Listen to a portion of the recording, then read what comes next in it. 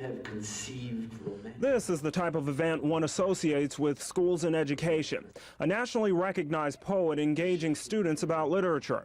But when you bring up anything related to education here, thoughts immediately turn to the images out of a Colorado high school. I can't believe that kids would just go out and do that. It's scary.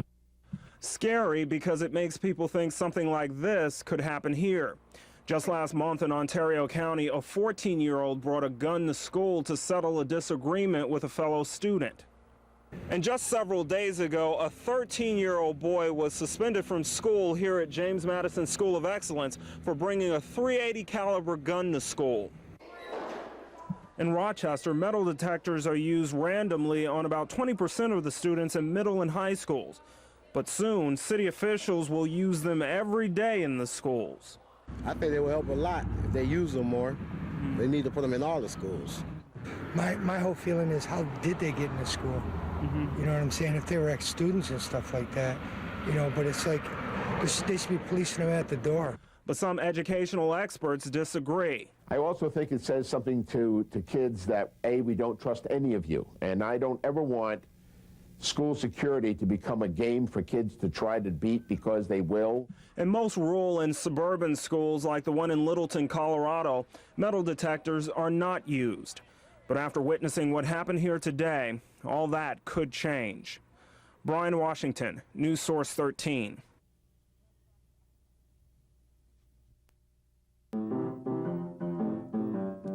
We can't tell you their real names or show their faces, but like many teenagers, Ted and Joe like to goof around on the piano and watch the latest videos on MTV. 14-year-old Joe and 16-year-old Ted are troubled teens whose at-risk behavior landed them in a group home. Basically, parents need to spend more time with their kid, with their children. Because I got so many family members, my family, that I always felt like I was being left out. Because I got a lot of other brothers and sisters. Counselors say good kids don't turn bad overnight. They say troubled kids don't just wake up one morning and decide to shoot all of their classmates, like what happened in Colorado. There are always warning signs. Signs they say parents and teachers need to recognize and act on. Parents need to try and connect more with the children. When they see, you know, isolation and sitting on the computer for hours at a time or not having friends. The two suspected gunmen in the Littleton school shooting were considered outcasts who dressed like mobsters and bragged of violence on their own website. That kind of behavior isn't unusual for at-risk teens, according to counselors like Darlene Richardson. Darlene works with troubled teens like Ted and Joe at the Berkshire Farms Center. And school in general is one of those places that you can get lost in the woodwork. And if that happens, you know, in order to find a way to fit in, you may find negative ways to do that. John McNall is a former police officer who now sells his computer software and his expertise to school districts around the country. His Honeoye Falls company helps districts put into operation a crisis management plan. Prevention is another whole piece, and that is early detection, early intervention. I mean, the tragedy that we're looking at right now, people would be coming out of the woodwork, I'm sure, talking about, we saw this and we saw that. McNall is now working with another school safety expert on a prevention plan, a system for recognizing and dealing with risk factors.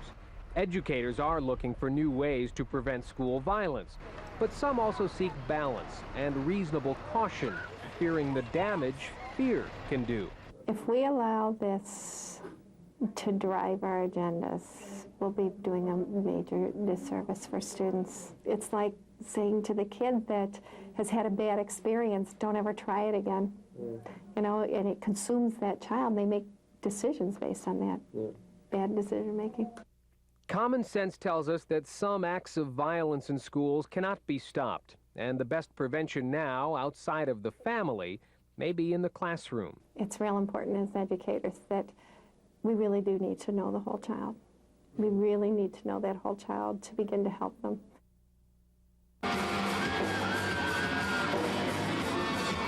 It is a culture that embraces darkness and all things associated. Its followers often wear black clothes and dye their hair black. But Edward Fear says Gothic is more than a fashion statement.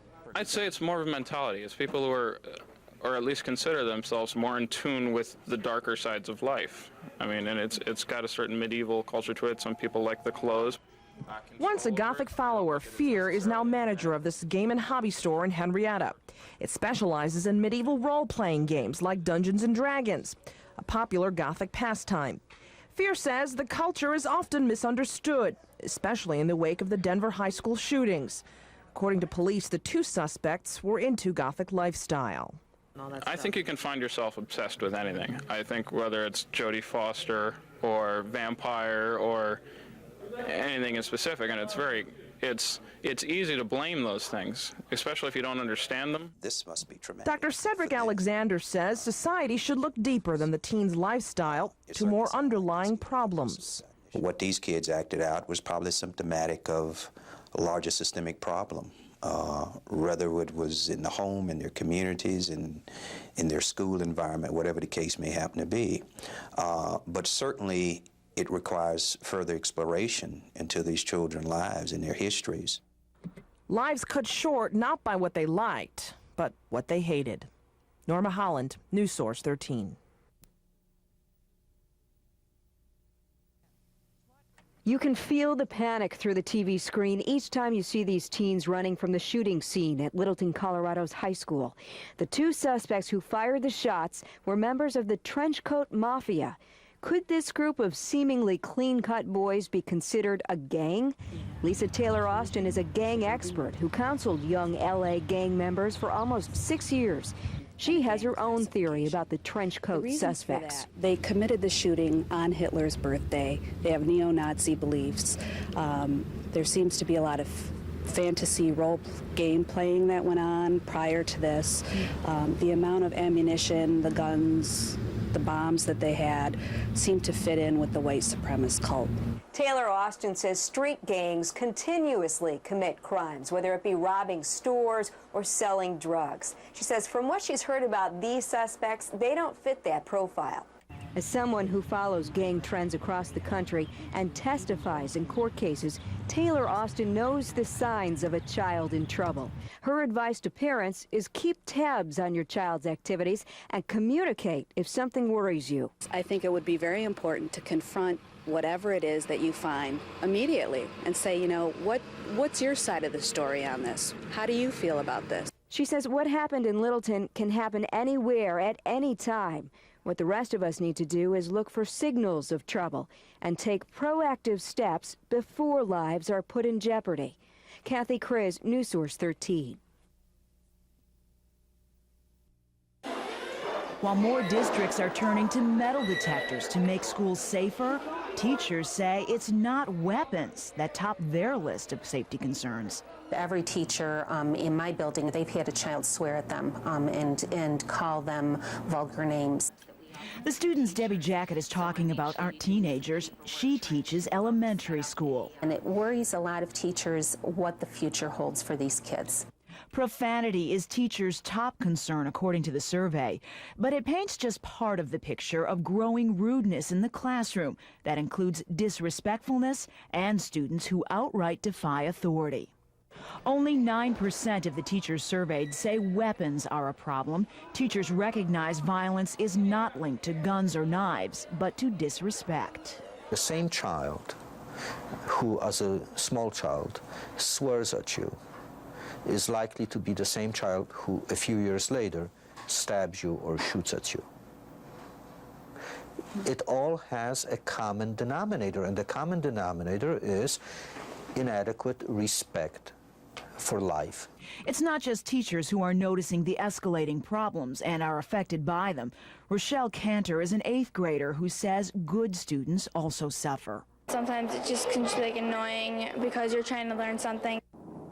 We've seen the horror of school shootings over and over. Colorado was the deadliest and most violent in our nation's history. The tragedy once again presents us with the question of what can we do to prevent such senseless violence. "Get down," a custodian cried out, and students began to drop to the floor. Teachers at this National Education Association meeting agree they alone can't solve the problem of school violence, but they say they could use more tools. We need to have the funds to train teachers. We need to have funds for smaller class sizes, keep our enrollment low so that the teachers have an opportunity to work with each child. Many Rochester City schools have a police presence and metal detector programs, but not all educators are convinced they're the best solution. We don't need metal detectors, in my view. We don't need guards. What we need teachers to be allowed to be the caring individuals that they are. Imagine how much more difficult it would be. Two local lawmakers believe banning assault weapons will go a long way in preventing school violence. And the legislation which we're talking about today, which we're endorsing today, which we're strongly urging our colleagues in the state legislature to pass and to send to the governor for his signature, those will go a long way to ensuring that that kind of tragedy doesn't happen here in New York State. Let's send an unequivocal message to our children that these types of weapons are not allowed in schools, they're not allowed in our streets, and they're not allowed in our states.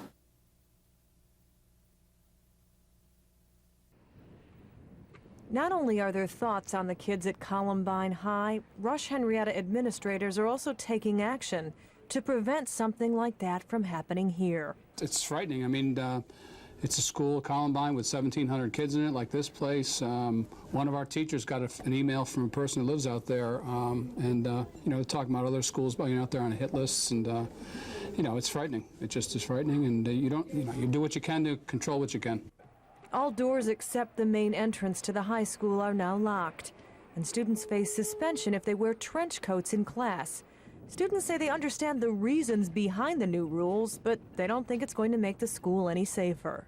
It's just something you wear. I mean, they're not going to come into school and just kill somebody just because the people in Columbine did. It really isn't the trench coat that made someone kill someone. It's respectful, and that it shows that we care about what's happening to the Columbine students, but I think it goes a little too far in suspension. The school already has 16 security cameras and handheld metal detectors, which are rarely used. That could change. The principal says he may begin randomly scanning students. We think we do a pretty good job monitoring, but I can't tell you that if somebody really didn't want to plot it for a year, that nothing, like these kids did. I had multiple head concussions, and I had some damage to, my glasses were completely totaled, and I had some damage to my jaw that made it difficult to open up my jaw for a period of time. Mary Lou Bliss is describing the injuries she suffered following an attack here last year at Franklin High School. The attacker, Henry Hill, who at the time was a 10th grade student at the school. Bliss says Hill punched her in the face. I swung around and hit the wall, and then he pinned me down on the ground, and while I was unconscious, he started to beat on me from the back. Last November, Hill was sentenced to 45 days in jail for assaulting a teacher, a misdemeanor. However, Governor Pataki is proposing bumping up the penalties by making such attacks on school personnel a felony. Students know whether it's a big deal or not a big deal to assault a teacher. Misdemeanor means that it's a minor thing. Felony means you better take it seriously. Good try, good try. Kim Young is a parent with a son at Wilson Magnet High School. She agrees with the stiffer penalties, but adds there needs to be more positive solutions. Just showing our kids that we think they're worth something. And I think if we do that, we're not going to need the other thing as much. But as lawmakers look for positive solutions, Bliss, who has returned to the classroom, has a much bigger challenge. Trying to teach here amid what she calls the constant threat of violence and the possibility of another assault. I think it's very realistic to happen. I think it's a part of unfortunately, it's a part of my job description. They didn't put it in the contract, but it's there every day. This is the look 17-year-old James Shagru says separates him from every other kid in his school. He's been wearing this trench coat to school the past 4 years and says it's simply a coat that he likes. Nothing more than that. It doesn't mean I'm a Nazi. It doesn't mean I've got a gun in my coat. James says he refused to take off the trench coat in school yesterday because he doesn't believe schools have a right to tell students what they can or cannot wear. The reason that I wore it yesterday was just so I could say just because this happened doesn't mean people shouldn't be able to wear the trench coats. Child psychologists agree that simply by wearing gothic makeup or a trench coat won't turn a good kid into a bad kid. But they say doing it now, so soon after the tragedy in Littleton, should be a warning sign to parents. When a student has so little consideration of other people that they would not at least even go to that level to show that level of respect, I think there's a problem there. Dr. Landsman says parents need to talk to their kids about why they're dressing or acting unusually. If they can share their reasons for doing this, he says there's less to worry about. James Chagrew's mother won't have to worry about the trench coat causing more problems at school. She bought it from her son for $80. Patrice Walsh, News Source 13.